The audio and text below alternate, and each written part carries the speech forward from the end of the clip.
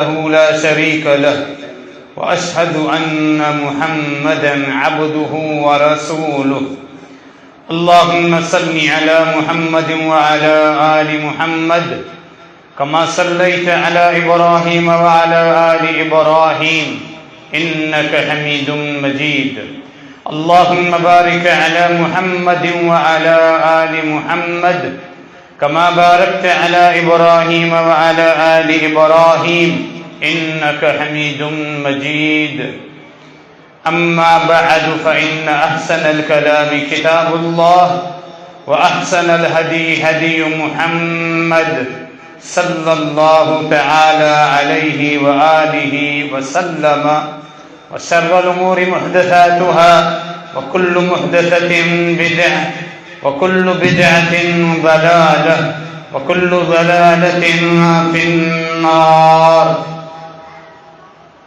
يا أيها الذين آمنوا اتقوا الله حق تقاته ولا تموتن إلا وأنتم مسلمون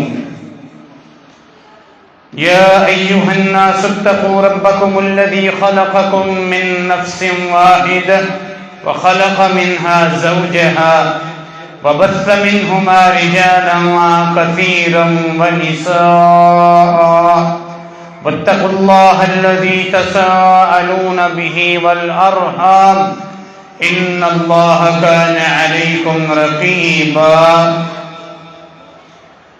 يا أيها الذين آمنوا اتقوا الله وقولوا قولا سديدا يصلح لكم أعمالكم ويغفر لكم ذنوبكم ومن يطع الله ورسوله فقد فاز فوزا عظيما فقد قال الله تبارك وتعالى إنما يعمر مساجد الله من آمن بالله واليوم الآخر وأقام الصلاة وآتى الزكاة ولم يخش إلا الله فعسى أولئك أن يكونوا من المهتدين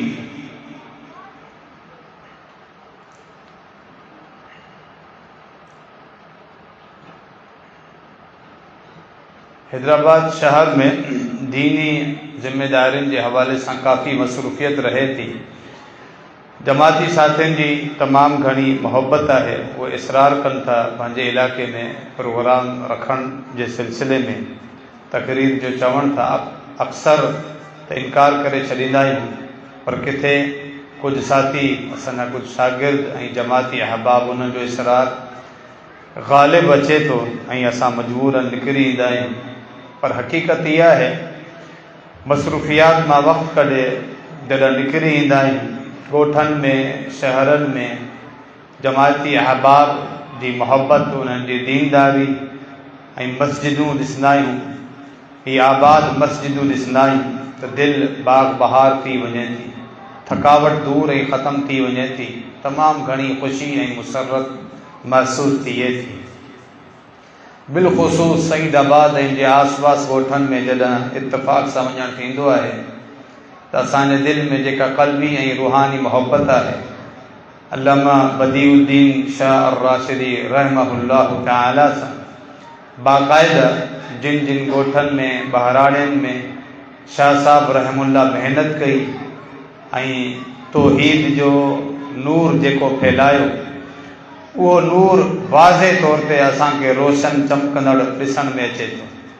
पीर बदीउद्दीन शाह अर्राशिदी रहमहुल्लाह जूं महिनतूं संदुन काविशूं ऐं संदुस फैलायल तौहीद ऐं सुन्नत जो जेको नूर आहे असांखे उहो ॻोठनि में बहराड़ियुनि में मुख़्तलिफ़ इलाइक़नि में बाक़ाइदा ॾिसण में अचे थो। दिलि मां दुआऊं निकिरनि थियूं, अल्लाह रब्बुल आलमीन शाह साहब रहमुल्लाह जूं सभु महिनतूं पंहिंजी बारगाह में क़बूल फरमाए, संदुस दर्जात बुलंद फरमाए। अल्लाह रब्बुल आलमीन आख़िरत में सालिहीन में संदुस शुमार फरमाए, आख़िरत में जन्नत जो आला मक़ाम खे अता फरमाए। इन ॻोठ में बि असांजो अचणु थियो, तमामु साथियुनि जी मोहब्बत ॾिसी तमामु घणी ख़ुशी थी आहे। मौज़ू जेको ॾिनल आहे उन मौज़ू जे हवाले सां थोरी गुफ़्तगू तव्हांजे अॻियां करियूं था, असां सभिनी जी इस्लाह थी वञे, अल्लाह रब्बुल आलमीन सां असां सभु जुड़िजी वञूं, अल्लाह रब्बुल आलमीन जे घरनि सां असांजो हिकु ताल्लुक़ क़ाइमु हुजे त इहो ताल्लुक़ बाइस ख़ैर ऐं बाइस बरकत आहे। सूरह तौबा जी हिकु आयत मुबारका मूं तव्हांजे अॻियां तिलावत कई आहे। अल्लाह रब्बुल आलमीन इन आयत मुबारका में अल्लाह जा जेके घर आहिनि, जेके मस्जिदूं आहिनि, इन्हनि खे आबाद करण वारनि जी तारीफ़ फरमाई आहे त अल्लाह रब्बुल आलमीन जा घर आबाद केरु कंदा आहिनि? इन्नमा यअमुरु मसाजिद अल्लाहि मन आमन बिल्लाहि वल यौमिल आखिर। ही मस्जिदूं उहे आबाद कंदा आहिनि जिन्हनि जो अल्लाह ते ऐं आख़िरत जे ॾींहं ते सचो ईमान हूंदो आहे। ही उहे माण्हू आहिनि जेके निमाज़ूं क़ाइमु कंदा आहिनि ऐं उन्हनि जे मथां जेकर ज़कात फ़र्ज़ हुजे त ज़कात अदा कंदा आहिनि। उहे माण्हू अल्लाह खां अलावा कंहिंखां बि कोन ॾिजंदा आहिनि, उन्हनि खे सिर्फ़ु अल्लाह जो डपु हूंदो आहे। अल्लाह फरमाया उहे माण्हू उमीद रखनि, उहे हिदायत याफ़्ता आहे। अल्लाह फरमायो उहे माण्हू उमीद रखनि त उहे हिदायत याफ़्ता आहे। हिदायत याफ़्ता जो मतिलबु आहे उहे कामयाब आहिनि, जेके आख़िरत में जन्नत में दाख़िल थींदा, जहन्नुम ऐं क़ब्र जे अदाबनि खां बची वेंदा। अल्लाह रब्बुल आलमीन जे घर खे आबाद करण वारा केरु आहिनि? ही अल्लाह जा घर, ही अल्लाह जी मस्जिदूं, हिननि खे आबाद करणु तमामु वॾी नेकी आहे। अॼु असां अल्लाह जे हिकु घर में सभु गॾु आहियूं, हिकु दीनी प्रोग्राम, दीनी महफ़िल, मग़रिब ऐं इशा जी निमाज़ बि अथई जेका असां सभिनी अदा कई, ऐं उन खां पोइ हिन दीनी महफ़िल में असीं सभु शरीक आहियूं। असांजो हिते वेहणु, अल्लाह जे घरनि में वेहणु ऐं पोइ दीनी गुफ़्तगू ॿुधणु सभु तमामु वॾी नेकी जो अमल आहे।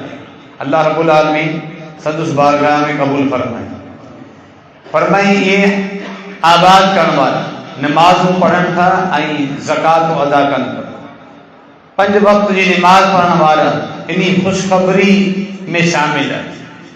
उहे माण्हू जेके पंहिंजे पाड़े जी मस्जिद में 5 वक़्त अल्लाह जे घर में अची हाज़िरी ॾियनि था, उन्हनि जे लाइ इन आयत में ख़ुशख़बरी आहे। फजर, ज़ोहर, असर, मग़रिब, ईशा, उन्हनि जे लाइ ख़ुशख़बरी आहे।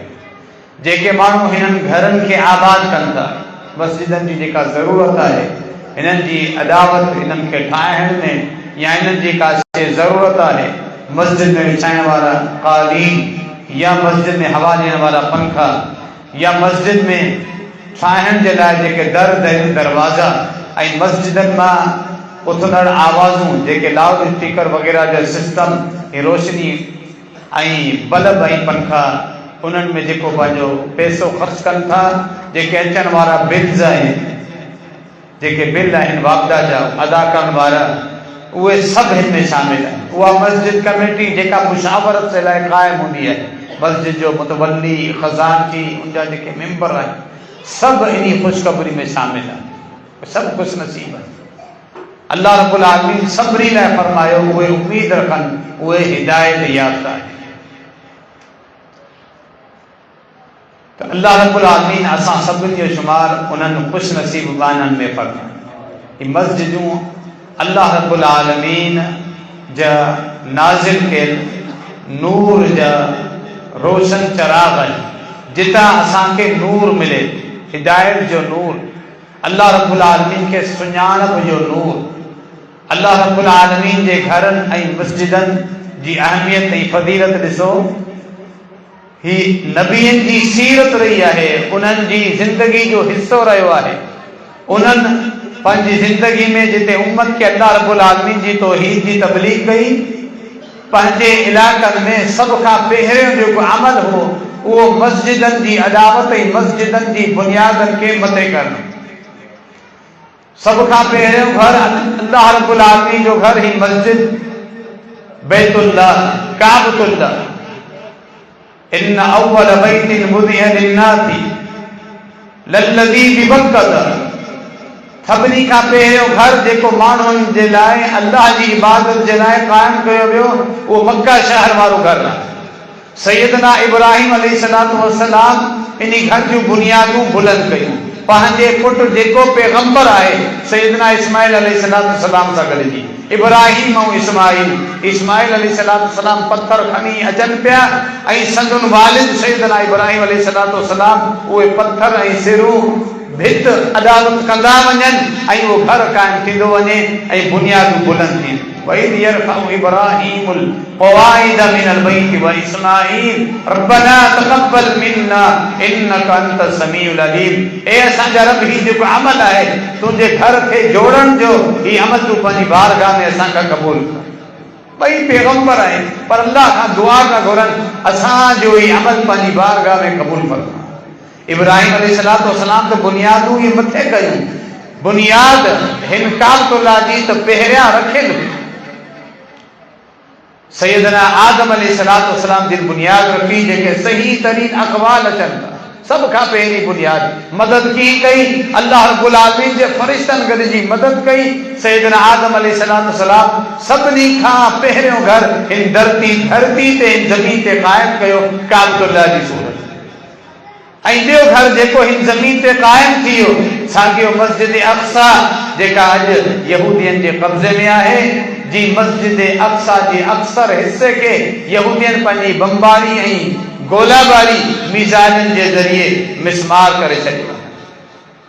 जिते यहूदी अॼु ज़ुल्म करे रहिया आहिनि जेका तफ़सील तव्हां असांजे हिन जलसे जे पहिरें ख़तीब हाफ़िज़ राशिद मियो साहब हाफ़िज़हुल्लाह तव्हांजे अॻियां इहा हक़ीक़त बयान फरमाई। अल्लाह रब्बुल आलमीन इन मस्जिद खे वरी आज़ाद करे ऐं अल्लाह रब्बुल आलमीन मुसलमाननि में अहिड़ी सुजागी पैदा फरमाए। इहो मुसलमान ज़मीन ते क़ाइमु थियण वारो ॿियो घर जंहिंजी बुनियाद सैयदना सुलेमान अलैहिस्सलाम रखी बल्कि बुनियादनि खे मथे कयूं। हक़ीक़त में लफ़्ज़ अचनि था हदीसनि में वादे इशारा बुनियाद रखण वारा पहिरियां या तो सैयदना आदम अलैहिस्सलाम या आदम अलैहिस्सलाम खां पोइ पहिरियों रसूल सैयदना नूह अलैहिस्सलाम मस्जिद अक़सा जी बुनियाद रखी। या नबियनि जी सीरत रही है। मस्जिदनि जी अहमियत मुसलमाननि में इस्लाम में तमाम घणी अहम रही है। खुद अल्लाह के पैगंबर खातमुन नबीयीन जनाब मुहम्मद रसूलुल्लाह सल्लल्लाहु तआला अलैहि व आलिहि वसल्लम हिजरत करे अचनि था। मदीने में दाखिल थियण खां अॻु में ॿाहिर कबीला बनी औफ में क़याम कनि था रिहाइश कनि था 10 या 12 ॾींहं 10-12 ॾींहंनि में बि जॾहिं क़याम कनि था त मस्जिद बग़ैर न उते बि मस्जिद जी बुनियाद रखनि जेका अॼु मस्जिद क़ुबा जे नाले सां मस्जिद उते मौजूद आहे। वरी जॾहिं अचनि था 10-12 ॾींहंनि खां पोइ मदीने मुनव्वरा में अचणु शर्त जेको पहिरियों कमु आहे मस्जिद नबवी जी बुनियाद रखी। मस्जिद नबी जी बुनियाद ख़ुदि रसूलुल्लाह सल्लल्लाहु अलैहि वसल्लम पाण बि पंहिंजे मुबारक हथनि खां पंहिंजे मुबारक कुल्हनि ते सिरूं रखी अचनि था ऐं मस्जिद जी बुनियाद रखनि। जॾहिं पंहिंजे साथियुनि खे ॾिसनि था सहाबा कराम खे उहे सिरूं खयों अचनि वज़न खयों अचनि ऐं मस्जिद जी बुनियाद क़ाइमु थिए पई त रसूलुल्लाह सल्लल्लाहु अलैहि वसल्लम जिन लफ़्ज़ फरमाइनि था अल्फाज़ फरमाइनि था इन हादल हिमाल ही जेको वज़न तव्हीं खणो पिया ला हिमालु ख़ैबर हादा अबरु इंदल्लाहि ही जेको वज़न तव्हीं खणो पिया मस्जिद खे ठाहिण जे लाइ सिरूं ऐं इहो जेको वज़न खजूर जूं जेके शाखूं ऐं तना खयां अचो इहे सभु जेको वज़न खयो अचो ही कोई दुनियावी वज़न कोन्हे जेको ख़ैबर मां तव्हीं काठियूं करे ईंदा आहियो पंहिंजो गुज़र सफ़र करण जे लाइ पंहिंजे ॿारनि बचनि जे लाइ इहो आहे तव्हांजो दुनियावी कारोबार। पर हीउ जेको वज़न अल्लाह जे घर जोड़ण ऐं ठाहिण जे लाइ तव्हीं खणो पिया ही तमामु बरकतनि वारो वज़न आहे जेको अल्लाह वटि तव्हांजे लाइ नेकिन ऐं वॾे अजर जो सबबु थिए। इहे अल्लाह जे रसूल सल्लल्लाहु अलैहि वसल्लम जा अल्फाज़। इन करे त मुसलमाननि खे अल्लाह रब्बुल आलमीन जे प्यारे रसूल सल्लल्लाहु अलैहि वसल्लम ॿुधायो त मन बना मस्जिदन लिल्लाहि युरीदु वजहल्लाहि बनल्लाहु लहु बैतन फिल जन्नत। जेको अल्लाह जो घर ठाहे थो या उनमें मामूली हिस्सो बि पंहिंजो विझे थो शामिल करे थो को सॼो घर ठाहे थो अल्लाह उनखे हलाल जो एतिरो पैसो ॾिनो आहे हलाल जो उनकी रोजी है अल्लाह जो घर कायम करे तो या की जरूरत के पूरो करे तो अल्लाह रब्बुल आलमीन जे लाए जन्नत में एक महल तैयार करे तो सैयदना उस्मान गनी रज़ी अल्लाह तआला अन्हु जो दौर में सन दौर खिलाफत में मस्जिद नबवी जी वसअत कन था अबू बकर सिद्दीक रज़ी अल्लाह तआला अन्हु उमर बिन खत्ताब रज़ी अल्लाह तआला अन्हु सिर्फ जेके तना हुआ जेके थोड़ हुआ खजूर जा वो थोड़ जदा बोसीदा थियण लगा उन्हनि खे हटाए वरी ना रखराई ऐं छत अञाब जेका सा खजूर जे पननि जी हुई ऐं अॻियां जेका माप हुई हाल जी मस्जिद नबी जी उहा साॻी हुई उस्मान गनी रज़ी अल्लाह तआला अन्हु खे ज़रूरत महसूस थी मुसलमान हाणे वधनि पिया मस्जिद हाणे सौरी थिए पई मस्जिद खे बेकरो कुशादो करायूं ऐं जेके दरवाज़ा लॻल हुआ खजूर जे थोड़न जा खजी जे थोड़न जा उते नक्शो निगार वारा खूबसूरत पत्थर लगायूं अहिड़े तरीक़े सां मस्जिद मज़बूत कयूं तो कुछ माण्हुनि ने एतराज़ भी कयो तो मस्जिदनि ते एतिरो ख़र्चो ऐं नक्शो निगार वारा पत्थर तो खलीफा सालिस अमीरुल मोमिनीन सैयदना उस्मान गनी रज़ी अल्लाह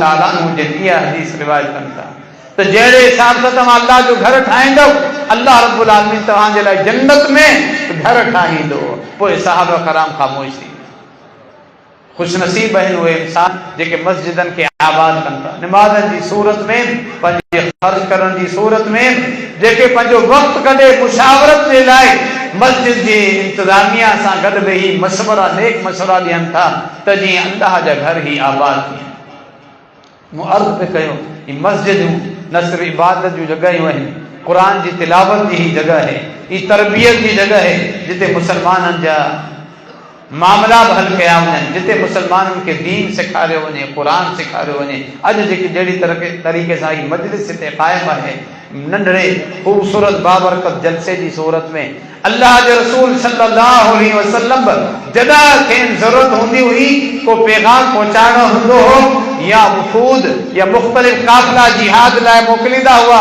मस्जिद नबी में ईंदा हुआ सहाबा कराम गॾु थींदा हुआ ऐं उतां काफ़िलनि जी तरतीब थींदी हुई मुजाहिदनि जी ज़िम्मेदारी लॻाई वेंदी हुई उहे काफ़िला मस्जिद नबी मां रवानो थींदा हुआ कि खास मसले की वज़ाहत करनी होंदी हुई का गलती ॾिसंदा हुआ या को नओं वही जो हुक्म ईंदो हो नबी अलैहिस्सलातु वस्सलाम ऐलान कंदा हुआ सहाबा कराम मस्जिद में गॾु थींदा हुआ पाण सगोरा सल्लल्लाहु अलैहि वसल्लम मिंबर ते ईंदा हुआ ऐं पंहिंजे सहाबा कराम जी इस्लाह कंदा इहो मरकज़ हूंदो हो अल्लाह जो घर अल्लाह जी मस्जिद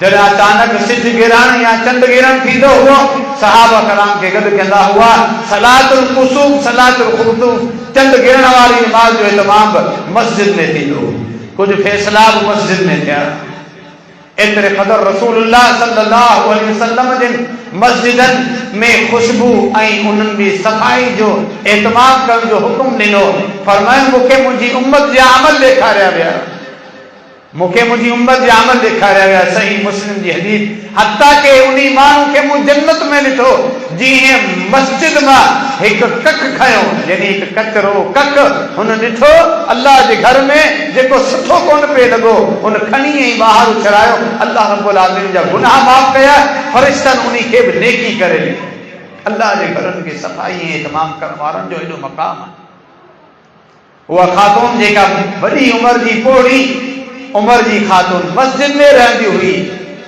सांवरे रंग जी हबशी खातून मस्जिद की खिदमत कंदी रहंदी हुई वक्त मुकम्मल थियसि खातून गुज़ारे वई सहाबा कराम सोचो अल्लाह जा रसूल सल्लल्लाहु अलैहि वसल्लम जे मसरूफ़ रहनि था सॼे ॾींहं में अल्लाह जे वही पहुचाइण जूं ज़िम्मेदारियूं कमकार मैदान जिहाद में अचनि था रात जो वक़्तु आहे बूढ़ी माई गुज़ारे वई आहे आम मुसलमान औरत आहे उनके रातों रात पानी जनाज़ो पढ़ी दफनाए छॾियूं फजर जी नमाज़ में अचनि था ॾिसनि था उहा ख़ातून कोन्हे पुछा कनि था ॿुधायूं अल्लाह जा रसूल असां जनाज़ो पढ़ी दफनाए यानी उनजो मामलो हल्को सम्झूं आम औरत पर उनखे ख़बर कोन हुई उहा अल्लाह जे घर जी ख़ादिमा हुई रसूलुल्लाह सल्लल्लाहु अलैहि वसल्लम फरमायो तव्हां मूंखे छो कोन ॿुधायो मूंखे वठी हलो उनजी क़बर ते सहाबा कराम नबी अलैहिस्सलातु वस्सलाम खे वठी था वञनि क़बर ते बि हंधा ऐं जनाज़ो पढ़नि तो तव्हांखे ख़बर हुजे मस्जिदनि जा जेके खादिम हूंदा आहिनि उन्हनि जो तमामु वॾो मक़ाम आहे। अल्लाह जा घर मस्जिदूं आहिनि जितां 5 वक़्त असांखे मौज़िननि जूं अज़ानूं ॿुधण मिलनि। अल्लाह जी तौहीद, अल्लाह जे रसूल सल्लल्लाहु अलैहि वसल्लम ऐं निमाज़ ऐं इबादत ॾांहुं असांखे सॼो वञे थो, जेको कामयाबी जो बुनियाद आहे। वरी अल्लाह जी वॾाई खे ॿुधाई ॿुधण में अचे। उहे मौज़िन जेके अज़ानूं ॾियनि था उन्हनि खे आम मौज़िन न सम्झो, बल्कि उहे मस्जिदनि जा खादिम आहिनि, अल्लाह जे घरनि खे आबाद करण वारा आहिनि, जेके माण्हुनि खे सॾींदा थिया वतन। मौज़िन जॾहिं अज़ान ॾे थो, केॾो ख़ुशि नसीब आहे अल्लाह जे घरनि मां जेके आवाज़ूं अचनि थियूं तौहीद ऐं रिसालत जूं, अल्लाह जी किबरियाई जॾहिं बुलंद थिए थी, माण्हुनि खे अल्लाह जी इबादत ॾांहुं सॾनि था, उहा मौज़िन जी आवाज़ सही बुख़ारी जी मारूफ़ हदीस जिते जिते पहुचे थी, जानवर बि, इंसान बि जानवर, बल्कि बेजान शयूं, ही वण, ही पत्थर ऐं जेकॾहिं जबल आहिनि, पहाड़ आहिनि, कंहिं वहंदड़ दरिया आहिनि, हर हिकु शइ उन मौज़िन जे लाइ क़यामत जे ॾींहुं गवाही। हर हिकु शइ, ही वण टिण, ही भितूं, ही घर, ही कोट जेके बि आहिनि, बेजान शयूं बि, जानदार शयूं बि, हर शइ मौज़िन जे हक़ में गवाही ॾींदियूं। अल्लाह जे घर जो जेको खादिम आहे, जेको 5 वक़्त माण्हू खे अल्लाह जे घर न सॾे थो, ख़ुशि नसीब आहिनि उहे माण्हू जिन्हनि जो ताल्लुक़ अल्लाह रब्बुल आलमीन जे घरनि सां जुड़जी वञे थो। अहले इल्म ॾाढी सुठी ॻाल्हियूं कंदा आहिनि, सभु ॻाल्हियूं सुठियूं आहिनि उलमाए कराम जूं, जिन्हनि खे असांखे गौर करणु घुरिजे। क़ुरान हदीस जी रोशनी में उहे कुझु ख़ासि उन्हनि जो निचोड़ कढे बि असांखे ॿुधाईंदा आहिनि। फरमाइनि था जी अल्लाह जे घर खे आबाद कयो, निमाज़नि जी सूरत में, मुशावरत जी सूरत में, पंहिंजे माल ख़र्च करण जी सूरत में, हर सूरत में जी अल्लाह जे घरनि खे आबाद कयो। अल्लाह बि उन माण्हुनि जा घर आबाद कंदो। हिकिड़ो न, हर इंसान जा 3 घर हूंदा आहिनि इन दुनिया में। मरण खां पोइ क़बर वारी ज़िंदगी ऐं क़बर मां जॾहिं उथंदो मैदान हशर में।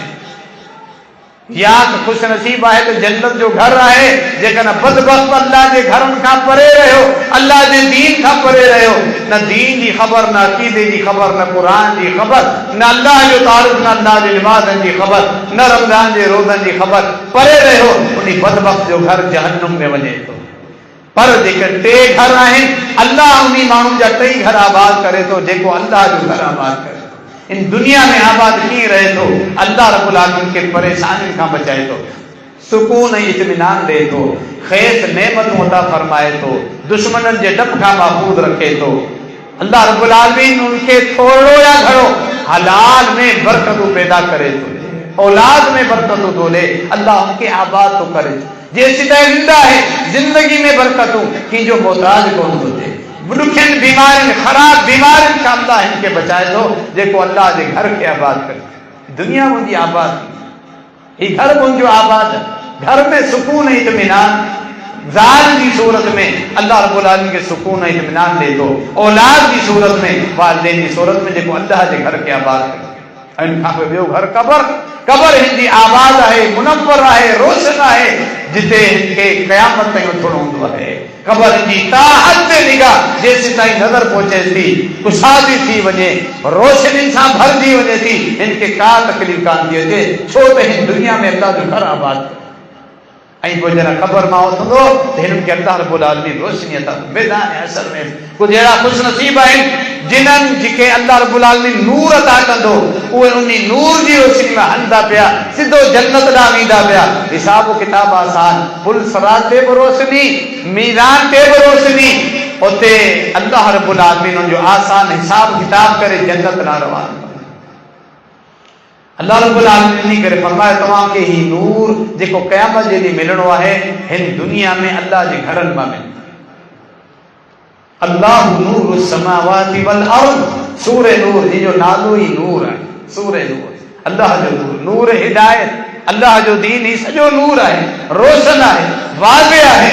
अल्लाह रब्बुल आलमीन ज़मीन ऐं आसमाननि खे मुनव्वर करे थो, रोशन करे थो। मथलु नूरिही कमिश्कातिन फीहा मिस्बाह, अल मिस्बाहु फिज़्ज़ुजाजा, अज़्ज़ुजाजतु कअन्नहा कौकबुन दुर्रियुन यूक़दु मिन शजरतिन मुबारका ज़ैतूना ला शर्क़िय्यतिन वला ग़रबिय्या यकादु ज़ैतुहा युज़ीअु वलौ लम तमससहु नार नूरुन अला नूर। फरमायो अल्लाह रब्बुल आलमीन ज़मीन और आसमान के आऊं रोशन करे, अल्लाह जे हुकुम सां रोशन। अल्लाह रब्बुल आलमीन जी ज़ात खुद बि नूर आहे, उहो नूर जेको अॼु ताईं कंहिं ॾिठो न आहे, खुद बि नूर आहे। ऐं अल्लाह रब्बुल आलमीन जे हुकुम सां ई सॼी काइनात मुनव्वर ऐं रोशन आहे। अल्लाह फरमायो मूं जेको दीन नाज़िल कयो आहे इहो बि रोशन ऐं वाज़े आहे, इन में का ऊंधाई कोन्हे, का ऊंधाई कोन्हे, का लिक कोन्हे। हर ॻाल्हि वाज़े आहे, हर हुकुम वाज़े आहे, हर हक़ वाज़े आहे, बातिल बि वाज़े आहे, तौहीद बि वाज़े आहे, शिरक बि वाज़े आहे, सुन्नत बि वाज़े आहे, बिदअत बि वाज़े आहे, हलाल बि वाज़े आहे, हराम बि वाज़े आहे, जाइज़ ऐं नाजाइज़ सभु शयूं अल्लाह वाज़े करे। इएं वाज़े नूर, नूर जी मिसाल जीअं अल्लाह रब्बुल आलमीन फरमायो भित में तव्हां जारा ठाहींदा आहियो, उते तव्हां ॾीओ रखंदा आहियो। हाणे उहो वक़्तु ख़तमु थी वियो आहे। पुराणा जेके घर हुआ उते ही बतियूं ऐं चराग ॾीआ रखिया वेंदा हुआ। भितर कची भितर में जेके जारा ठाहियल हूंदा हुआ उन्हनि जारनि में जेको सो रखियो वेंदो चराग ऐं ॾीओ। फरमाए हिकु जारे में ॾीओ रखियलु हुजे, उन ॾीए जी जेका चमनी आहे, जेको शीशो आहे, साफ़ शफ़ाफ़ शीशो, ॼण त तारे वांगुरु चमके पियो। जेको वेझो तारो सभु खाग में चमके थो, चमकनी वांगुरु। ऐं उन खे ॿारनि जे लाइ जेको तेल आहे उहो तेल बि कहिड़ो ज़ैतून, जेको हर वक़्तु काढ़े में बीठो आहे, उहो बहितरीन बरकतनि वारे वण जो। फरमायो अल्लाह रब्बुल आलमीन माहौल अहिड़ो ठही चुको उन जारे जो जिते वो ॾीओ रखणु आहे त अञा उन खे बाहि ॾेई जॾहिं असीं ॿारींदा आहियूं त अॻु में ई रोशन थी चुको आहे। यकादु ज़ैतुहा युज़ीउ, ॼण त इझो थो उहो ॿरे, अञा उनखे बाहि जी तींदी ॾिनी कोन्हे पर इझो थो ॿरे, एतिरो रोशन आहे अल्लाह रब्बुल आलमीन जो दीन। असांजो मौज़ू जेको तव्हां ॿुधो पिया, मस्जिदनि जी अहमियत, मस्जिदनि जूं बरकतूं, मस्जिदनि सां तालुक़। पर असांखे इहा बि ख़बर पई जेका क़ुरान में मिसाल बेशुमार मिसालूं आहिनि, अल्लाह रब्बुल आलमीन जो दीन वाज़े आहे, हक़ वाज़े आहे। इहा ॻाल्हि छो थो चवां, असांजा मुस्लमान मुतालो कोन्हे, अहल इल्म सां तालुक़ कोन्हे, क़ुरान जो तर्जुमो पढ़ूं कोन, अल्लाह जे रसूल सल्लल्लाहु अलैहि वआलिहि वसल्लम जो हदीसूं पढ़ूं कोन। माण्हू जीअं चवंदा आहिनि, जीअं मथां पीड़ थींदो आहे, उहे ॿुधल ॻाल्हियूं अॻियां असां मुचराए छॾींदा आहियूं। कुझु अहिड़ा माण्हू मुल्हिद दीन खां दूर, अल्लाह जे दीन ते झाड़ो हणण वारा, माण्हुनि खे हक़ खां परे करण जे लाइ अहिड़ा बि जुमला चवंदा आहिनि, यार ख़बर केरु हक़ ते, सभु सही आहे, सभिनी खे छॾे पियो। को मतिलबु शिरक करे पियो, कबरनि खे पूॼे पियो ऐं कबरनि वारनि खां सॾे पियो, अल्लाह जी उन्हनि खे धीउ पुट उन्हनि खां घुरे पियो, बीमारियुनि खां शिफ़ा रोज़ियूं घुरे पियो, चए थो सभु सही आहिनि, छॾे पियो। एतिरा ज़ालिम उहे माण्हू छा चवंदा आहिनि, ख़बर केरु हक़ ते, मरण खां पोइ ख़बर केरु हक़। निमाज़ जेको जीअं पढ़े थो पढ़े, छो था झलियो। को चाहे त हथ छाती जे मथां ॿधे, को दुन जे हेठियां ॿधे, को ॿधे को न ॿधे, रफ़ो जॾहिं को करे न करे, सजदो करे, क़याम त करे, छो था झलियो। इहे वॾा ज़ालिम आहिनि जेके अल्लाह जे रसूल जे हक़ ते झाड़ो हणणु चाहे। सॼी उमत पाबंद आहे, नमाज़ूं पढ़णियूं आहिनि, इबादतूं उहे पढ़णियूं आहिनि जीअं अल्लाह जे रसूल सल्लल्लाहु अलैहि वसल्लम जिन अदा कयो। असीं आज़ाद कोन आहियूं जो सजदा रुकू पंहिंजी मर्ज़ी सां करियूं, न, पाबंद आहियूं अल्लाह जे रसूल सल्लल्लाहु अलैहि वसल्लम जे तरीक़े जा, असीं सभु पाबंद आहियूं।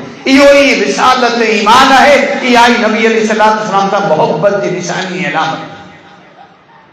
ऐं चवनि था ख़बर कोन्हे हक़ ते केरु। 23 सालनि ते क़ुरान नाज़िल थींदो रहियो ऐं नबी अलैहिस्सलातु वस्सलाम पंहिंजी सॼी सीरत तय्यबा जी रोशनी में 23 साल में क़ुरान जी वज़ाहत कई। पाण अमल करे ॾेखारियूं, निमाज़ूं पढ़ी ॾेखारियूं, जिहाद करे ॾेखारियूं, रोज़ा रखी ॾेखारियूं, निकाह करे ॾेखारियूं, ख़ुशी गमी जा मामला संदुनि ज़िंदगी में आया, संदुनि घरवारी गुज़ारे वई, संदुनि औलाद गुज़ारे वई। नबी अलैहिस्सलातु वस्सलाम सां सभु मामला थिया, ज़ख़्मी बि थिया, उहे सभु मामला उम्मत खे करे ॾेखारियूं। तॾहिं बि चए वेंदो ख़बर कोन्हे हक़ ते केरु। मतिलबु इहो इल्ज़ाम थो हणे त अल्लाह जे नबी अलैहिस्सलातु वस्सलाम असांखे ॿुधायो कोन हक़ छा आहे, बातिल छा आहे। इन्ना लिल्लाहि व इन्ना इलैहि राजिऊन। वॾा ज़ालिम माण्हू इहे अथव जेके चवनि था ख़बर कोन्हे हक़ ते केरु। हक़ ते उहे आहिनि जेके अल्लाह जे नबी अलैहिस्सलातु वस्सलाम सां चिंबड़ी विया, संदुनि ॾिनल दावत ते अमल कनि था, सुन्नतनि ते अमल कनि था, हक़ ते आहिनि जिन्हनि वटि तौहीद जो झंडो, तौहीद जो अलम आहे, जिन्हनि वटि तौहीद जी दावत आहे। जेके मुशरिक आहिनि, शिरक कनि था, उहे गुमराह आहिनि, बातिल आहिनि। जेके बिदअतूं कनि था, गुमराह आहिनि, बातिल। वमा अला रसूल इल्लल बलागुल मुबीन। अल्लाह फरमाए रसूलनि जी ज़िम्मेदारी आहे उहे दीन खे वाज़ेह पहुचाइनि। मतलब नऊज़ बिल्लाह, रसूलनि जी ज़िम्मेदारी पूरी कान कई। खातमुन नबीयीन सल्लल्लाहु अलैहि वसल्लम एतिरे 23 सालनि जे अरसे में क़ुरान पूरो नाज़िल थियो, 114 सूरतूं। अञा बि असांखे ख़बर कोन पई हक़ ते केरु आहे। ग़लत जुमिलो आहे, मुल्हिदाना जुमिलो आहे जेको अल्लाह जे रसूल जे हक़ ते। अल्लाह इहा मिसाल ॾिनी आहे, मुंहिंजे दीन जी मिसाल, जेको चराग जी मिसाल तव्हां ॾिसो पिया। जीअं ताक़त ऐं जारे में चराग रखणु हुजे, रोशन एॾो बरंदड़ हुजे, उन जे अंदरि तव्हांखे का ऊंदाही ॾिसण में अचे? उन जारे जे अंदरि का ऊंदाही कोन्हे, चमकंदो पियो एॾो रोशन, रोशनी जा लाख ई लाख भरियल हूंदा। इहा अल्लाह आहे। अॻियां अल्लाह रब्बुल आलमीन छा फरमायो पंहिंजे मौज़ू ते वरी अचे, इहो नूर तव्हांखे किथां मिलंदो, इहे रोशनियूं तव्हांखे किथां मिलंदियूं? दुनिया मां तव्हां खणी ईंदव, दुनिया में तव्हां खणी ईंदव त जीअं तव्हांखे दुनिया में भी इहा रोशनी मिले, क़ब्र में बि ऐं मैदान शर में बि, टिनी घरनि में। अॻी आयत में अल्लाह फरमाए फी बुयूतिन अज़िनल्लाहु अन तुरफ़अ व युज़कर फी हस्मुहु युसब्बिहु लहु फीहा बिलगुदुव्वि वल आसाल रिजालुन ला तुल्हीहिम तिजारतुन वला बैउन अन ज़िक्रिल्लाहि व इक़ामिस सलात व ईताइज़ ज़कात यख़ाफ़ून यौमन ततक़ल्लबु फ़ीहिल क़ुलूब वल अबसार। फरमाए तव्हांखे इहो नूर अल्लाह जे घरनि मां मिले, मस्जिदनि मां। इहो नूर मस्जिदनि में, मस्जिदनि सां ताल्लुक़ तव्हां ॿुधो कीअं असीं क़ाइमु कंदासीं। ॿियो अंदाज़ आहे, मस्जिदनि में अची क़ुर पढ़ो, पंहिंजे ॿारनि खे क़ुर पढ़ो। मस्जिदनि में जेके ॿारनि खे पढ़ाइण जा मदरसा क़ाइमु आहिनि, इहे वॾियूं बरकतूं आहिनि, इहे वॾी रूहानियत आहे।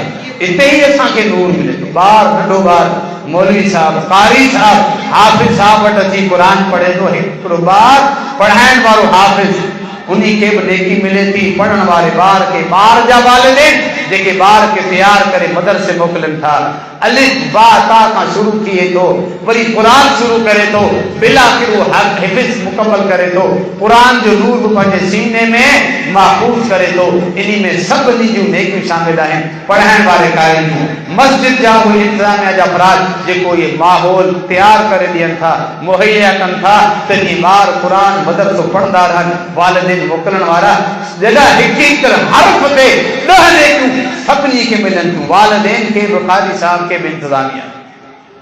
इहो बि नूर आहे, खुद कुरान बि नूर आहे।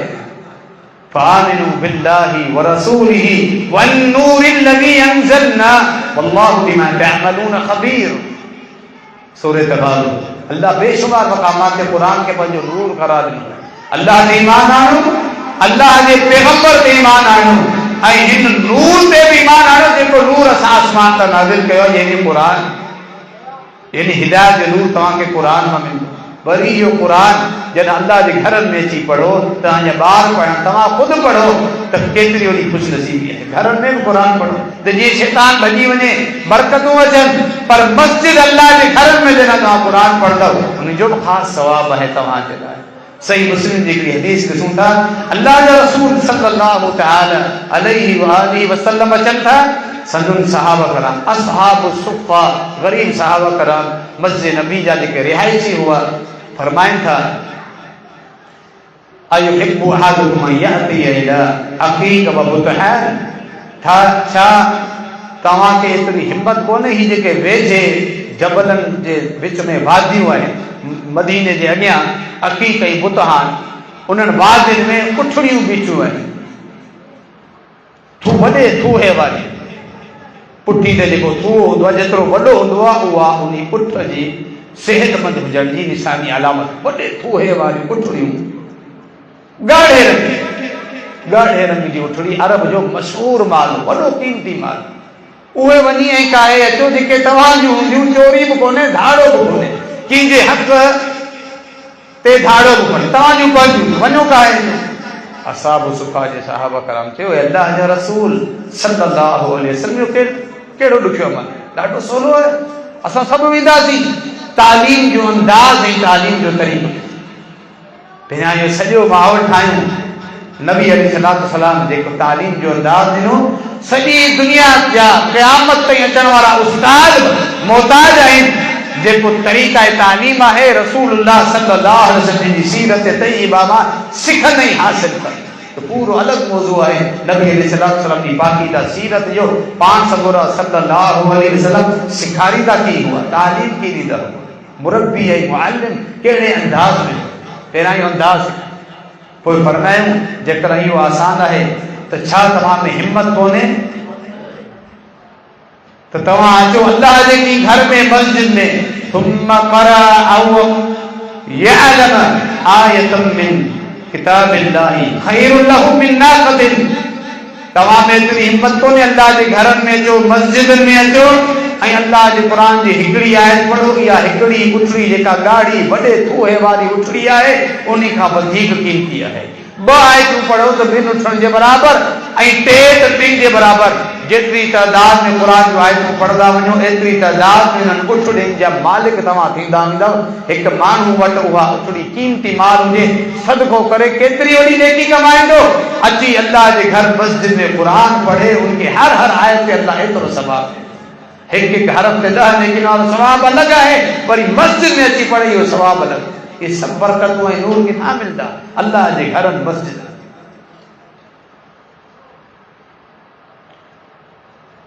सिर्फ रमज़ान मुबारक के मुख़्तस न करियो त असां रमज़ान में ही कुझु मस्जिद में क़ुरान पढ़ंदासीं, न, सॼो साल असांजो ताल्लुक़ घरनि में पंहिंजी औलाद खे नसीहत करियूं, पंहिंजी छोकिरियुनि खे, पंहिंजी घरवारी खे उहे बि क़ुरान जे लाइ वक़्तु कढनि, पढ़नि, पाण बि नमाज़ खां पोइ जे टाइम ॾी ऐं क़ुरान पढ़ंदा रहूं। क़ुरान सां हिकिड़ो ताल्लुक़ हुजे, जेके नेकियूं अल्लाह रब्बुल आलमीन वटि असांजूं लिखबियूं वञनि ऐं त जीअं अल्लाह रब्बुल आलमीन असांखे नूर अता फरमाए। अल्लाह रब्बुल आलमीन बाक़ाइदा बयान फरमायो इहो नूर जन क़यामत जो ॾींहुं तव्हांखे मिलंदो।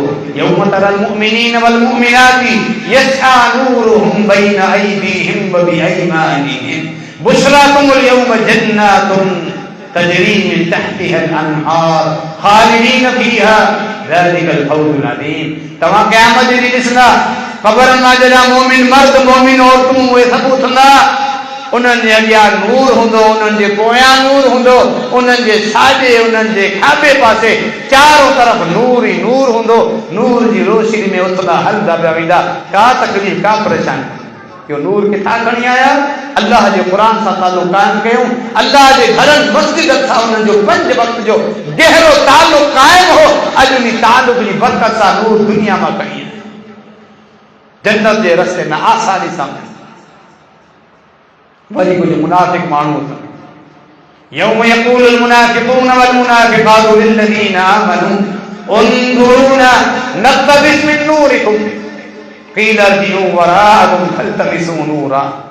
पोइ जॾहिं मुनाफिक मर्द ऐं मुनाफिक औरतूं अल्लाह रब्बुल आलमीन ज़िंदगी ॾिनी, सेहत ॾिनी, हयात ॾिनी, माल ॾिनो, उन माल जे ज़रिए अल्लाह जे दीन सां ताल्लुक़ क़ाइमु कनि हा, आख़िरत जी तयारी कनि हा, सदको कनि हा, नमाज़ूं पढ़नि हा, अल्लाह जवानी ॾिनी, सेहत ॾिनी, अल्लाह जे घरनि में अचनि हा, पर न अल्लाह जो घर यादि करो, कारोबार यादि, जिते हलाल हराम जी परवाह कोन्हे, राति ॾींहुं हिकु करे छॾी। सियारो हुजे, गर्मी हुजे, सभु सवेरे निकिरंदो हो, काड़े में कारोबार ते वेठो हूंदो हो, हालत अहिड़ी हूंदी मानी खाइण जे लाइ टाइम कोन मिलंदो हो, पर उहो कारोबार दुकान खोलियो वेठो। जॾहिं 5 वक़्त मौज़िन जी आवाज़ ॿुधंदो हो, उहा परवाह कान हूंदी, पंहिंजे कारोबार खे बंदि कोन।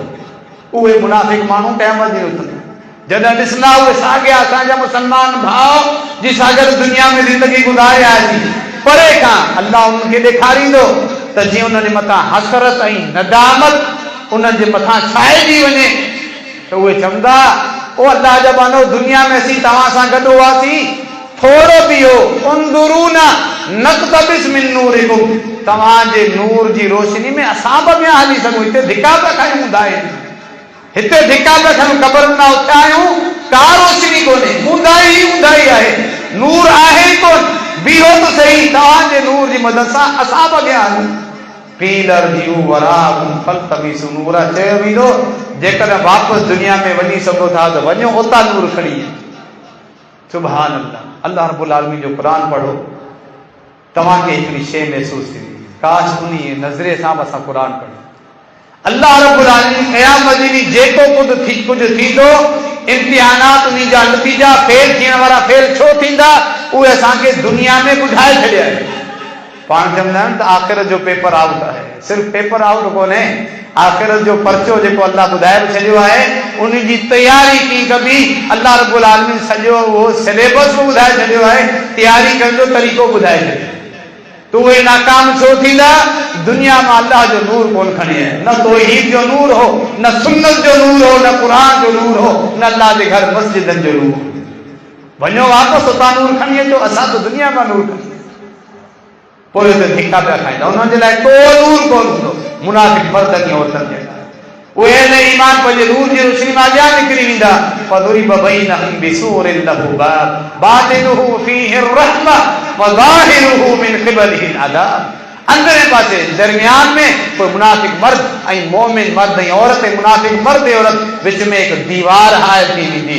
दीवार जे अंदरे पासे जी पासे मोमिन आहिनि, रहमत ऐं नूर ॿिए पासे इन्हनि जे लाइ बा ऐं अज़ाब शुरू थी। अल्लाह जे घर सां ताल्लुक़ ई कोन हो जितां ही नूर पाण सां गॾु खणी अचे। इन्ही करे अल्लाह जे रसूल सल्लल्लाहु अलैहि वसल्लम ने फरमायो अहब्बुल बिलादि इलल्लाहि मसाजिदुहा व अबग़दुल बिलादि इलल्लाहि अस्वाक़ुहा। सही मुस्लिम की हदीस। हिन धरती ते अल्लाह रब्बुल आलमीन के जेको महबूब तरीन ज़मीन जूं जॻहियूं आहिनि, ज़मीन जा टुकड़ा आहिनि, उहे आहिनि जिते अल्लाह जा घर क़ाइम आहिनि, अल्लाह जूं मस्जिदूं ठहियूं। अल्लाह खे महबूब था रहनि ही जॻह ऐं अल्लाह के जेके शयूं नापसंद आहिनि से बाज़ार में सख़्त नापसंद। अक्सर बाज़ार में कूड़, ठगी, मिलावट, धोखेबाज़ी, छोरो गुल, अजायो, बकवास ऐं रड़ियूं कूकूं बाज़ार में तव्हांखे मिलियूं जेके अल्लाह खे पसंदि कोन्हे। जॾहिं त अल्लाह जे घरनि में सुकून आहे हिते ॾाढे ॻाल्हाइण बि हराम आहे, दुनियावी गुफ्तगू करण बि हराम आहे। ही मस्जिदनि जा हक़ आहिनि जिते निमाज़ आहे। जॾहिं जेकर निमाज़ जे टाइम खां अलावा को अचे थो मस्जिद जो हक़ अदा करियो, तहियतुल मस्जिद ॿ रकातूं अदा करियो। छो? असांखे होशियार कयो वियो आहे, अल्लाह जे घर में आयो आहीं, आम वॾेरे जी औताक ते कोन वियो आहीं, हिते 2 रकातूं वुज़ू करे पढ़ंदे पोइ वेंदे, न त वेहण जी इजाज़त। हीअ अल्लाह जे घरनि जो हक़ आहे। त जेकॾहिं गुस्ल जी हाजत आहे, अल्लाह जे घरनि जो मक़ाम आहे, तूं पंहिंजो पेर नथो रखी सघे, छो त तोखे पहिरियां गुस्ल करणो आहे पोइ अल्लाह जे घर में। ही सभु तालीमात छाजे लाइ? त असांखे हैसियत हुजे अल्लाह जे घरनि जो ख़ासि मक़ाम। उहे माण्हू ख़ुशनसीब आहिनि जेके घरनि खे आबाद कनि था। तव्हां आयत जी सूरह नूर जी सबू शाम इन्हनि अल्लाह जे घर में अल्लाह जो ज़िक्र रोज़गार कनि था। उहे ख़ुशनसीब माण्हू, उहे वापारी ऐं तिजारत कंदड़ दुकानदार पंहिंजो वापार बि कनि था, पर निमाज़ जे टाइम ते पंहिंजो कारोबार बंदि करे अची अल्लाह जे अॻियां हाज़िरी ॾियनि था। उहे निमाज़ूं पढ़नि था, ज़कात ॾियनि था, क़यामत जे ॾींहं जी सख़्तियुनि खां डिॼनि था। असांजो शुमार उन्हनि ताजरनि, दुकानदार, वापारियुनि में हुअणु घुरिजे। वापार बि कनि था हलाल जो, अल्लाह जा फ़र्ज़ बि पूरा कनि था, अल्लाह जे घरनि में बि अल्लाह जे घरनि में अचनि ई था जिन्हनि खे अल्लाह सां मोहबत हूंदी आहे। दुनिया में जंहिंसां कावड़ हूंदी आहे उनजे घर में असीं कोन वेंदा आहियूं। उनजे घर में वञिबो आहे जिन सां मोहबत हुजे। अल्लाह जे घरनि में 5 वक़्त अचण वारा उहे आहिनि जिन खे रब्बुल आलमीन सां मोहबत आहे। जेके मुंहं ई कोन था कनि उन्हनि खे अल्लाह सां मोहबत ई कोन्हे, अल्लाह खे बि उन्हनि सां का मोहबत कोन्हे। अल्लाह जे रसूल सल्लल्लाहु अलैहि वसल्लम हिकु दफ़ा मस्जिद नबी में गर्स ॾेई रहिया आहिनि। सही बुखारी जो वाक़ियो। 3 माण्हू अचनि था, दरवाज़े ते बीहनि था। हिकिड़ो माण्हू दरवाज़े खां ई वापसि हलियो पियो वञे। 2 माण्हू अंदरि अचनि था। हिकिड़ो माण्हू जेके सहाबा कराम वेही वेठा हुआ, आख़िर में सभ खां पोइ ते वेही थो रहे, ॿियो हिम्मत थो करे, जॻह ॾिसे थो, फ़ासिलो विच में विधी ॾिसे थो, अची हिते वेझो वेही रहे थो नबी अलैहिस्सलाम जे वेझो। नबी सल्लल्लाहु अलैहि वसल्लम जिन पंहिंजी ॻाल्हि मुबारक पूरी फरमाए 3 माण्हुनि तव्हांखे मिसाल ॿुधायां। अल्लाह जे घर अचण खां 3 माण्हू मुंहुं मोड़ियो, अल्लाह बि उन्ही खां मुंहुं मोड़े छो। जेको अल्लाह जे घरनि खां मुंहुं मोड़ींदो, अल्लाह खे मुंहिंजी का परवाह कोन्हे। अल्लाह बि उनखे धुतकारे छॾींदो। अल्लाह उनखे दुनिया ॾेई छॾींदो। तोखे दुनिया खपे, वठ दुनिया, मूं वटि आख़िरत में तुंहिंजे लाइ कुझु बि कोन्हे। जेके माण्हू आया, जेको शर्माइजी वियो, अल्लाह बि उनखां शर्माए वियो। अल्लाह बि शर्माए थो जीअं संदो ज़ात जे लाइक़ु आहे। ऐं जेको अॻियां आयो, वधी आयो, अल्लाह जी रहमत हासिल कंदे अल्लाह बि उनखे पंहिंजो करे। जेको अल्लाह जे घर ॾांहुं वधंदो, सफ़नि में अॻी सफ़ में वेठो हूंदो, अज़ान अचनि सां ई मस्जिद में बल्कि अज़ान खां अॻु में ईंदो, अल्लाह उनखे पंहिंजो थो करे छॾे। जीअं हिन हमरा खे जेको अची नबी अलैहिस्सलाम जे वेझे वठो, अल्लाह रब्बुल आलमीन पंहिंजो करे छॾे। ही मस्जिदूं उते आहिनि, उहे आहिनि जेके साफ़ शफ़ाफ़ नेहर ऐं पाणी वांगुरु आहिनि, जिते इंसान खे साफ़ कंदियूं रहनि। फरमायो नबी अलैहिस्सलाम जी मस्जिदूं 5 वक्त जी नमाज़ ईअं आहे जीअं घर जे अॻियां साफ़ शफ़ाफ़ पाणी जो दरिया वहे पियो। हिकिड़ो माण्हू 5 दफ़ा गुसल करे, छा हुनजे जिस्म ते का बहिराण का पलीदी बाक़ी रहंदी? अर्ज़ कयो न। फरमायो ही मस्जिदूं ईअं आहिनि जिते 5 वक्त तव्हां अचो था, तव्हांखे ईअं साफ़ थींदा रहनि। मस्जिदूं ही साफ़ शफ़ाफ़ वहंदड़ दरिया आहिनि जेके असांजे अंदर खे धोई। एतिरो मक़ाम अल्लाह रब्बुल आलमीन खे ॾिनो, एतिरी हैसियत आहे हिननि घरनि खे अल्लाह रब्बुल आलमीन जे घरनि। जीअं हिननि अल्लाह जे घरनि खे आबाद कयो, हमेशह उहो आबाद रहे, उहो ख़ुशि नसीब आहे। अल्लाह रब्बुल आलमीन जो प्यार महबूब थी वञे। असांखे उन हिसाब सां अल्लाह जे घरनि खे आबाद करणो आहे। नमाज़नि जी सूरत में, ॿारनि खे क़ुर जी तालीम जी सूरत में, पाण वक़्तु कढे क़ुर पढ़ंदा रहूं, को हिकिड़ो वक़्तु बि अल्लाह जी नमाज़नि जो ज़ाया न करियूं। अल्लाह रब्बुल आलमीन जी रात सरापा नूर आहे। इहो अल्लाह जो नूर ॾिसण सभ खां वधीक नेमत आहे। अल्लाह जे चेहरे मुबारक जो दीदार जी को सवाल ख़ुदि नबी अलैहिस्सलाम फरमायो, वासअलुका लज़्ज़तन नज़र इला वजहिकल करीम वशौक़ इला लिक़ाइक मिन गैरि। सही चवंदा आहिनि जन्नत आहे अल्लाह असांखे कहिड़ी कमी आहे? जन्नत में बादशाहनि वांगुरु असीं ज़िंदगी गुज़ारंदा, न निकिरण जो डपु, न बीमारी जो डपु, न मौत जो डपु, न हसद, न साड़, न कोई असांखे केरु कढे। हमेशह हमेशह बादशाहनि वांगुरु असां जियूं पिया। कहिड़ी नेमत! अल्लाह रब्बुल आलमीन पंहिंजे नूर जा पर्दा हटाईंदो, अल्लाह रब्बुल आलमीन जे चेहरे मुबारक ते नज़र कंदो। अल्लाह असां सभिनी खे उहा नज़र नसीब फरमाए। पोइ एतिरी नेमत हूंदी, सॼी जन्नत जूं नेमतूं घटि महसूस थींदियूं, कमतर महसूस थींदियूं। एतिरी वॾी नेमत अल्लाह असां सभिनी खे नसीब फरमायो। रसूलुल्लाह सल्लल्लाहु अलैहि वसल्लम उहा नेमत तव्हीं चाहियो था, व इन इस्तताअतुम अल्लाह तुग़लबू, जेकर तव्हीं चाहियो था अल्लाह जे मुबारक चेहरे खे ॾिसण, मस्जिदनि में वञो, बिलख़ुसूस फजर ऐं विची निमाज़ असर निमाज़ जी पाबंदी करियो। सॼी ज़िंदगी तव्हां कामयाब थींदा, जन्नत में ज़रूरु वेंदा, अल्लाह जो ज़रूरु थींदा। ये सभु बरकतूं असांजे अल्लाह जे घरनि मां, मस्जिदनि मां। सिर्फ़ु ईअं न जॾहिं पाण में विढ़ूं त फ़ैसिलो करण जे लाइ मस्जिद यादि अचो वञे, पोइ हिते विढ़ूं फ़ैसिला करियूं, गोड़ बि करियूं, निमाज़ कोन पढ़ंदासीं, न को फजर जी न को ज़ोहर जी।